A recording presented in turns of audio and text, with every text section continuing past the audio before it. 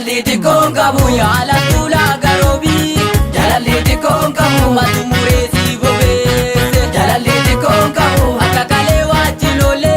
Jalaliti kon kabu matu galesi olese. Jalaliti kon kabu tukoda jette nan sodatin. Lamanu wal gorfana jalala duga wal barsifana.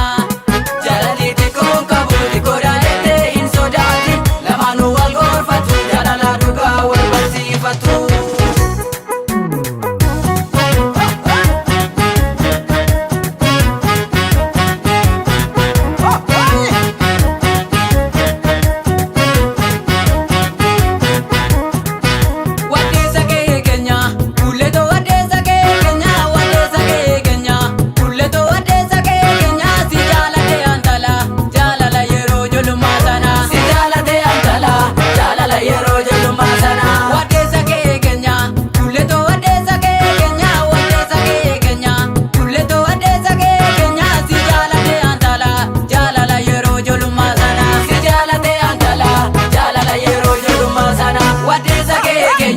Mana kikibata ni jatemo wadesa Kenya asala de kupanga di mulata wadesa Kenya amagana nabora widia wadesa Kenya yero masiyada de widia wadesa Kenya kuleto wadesa Kenya kuleto wadesa Kenya si jala de antala jala la yero jolo masana.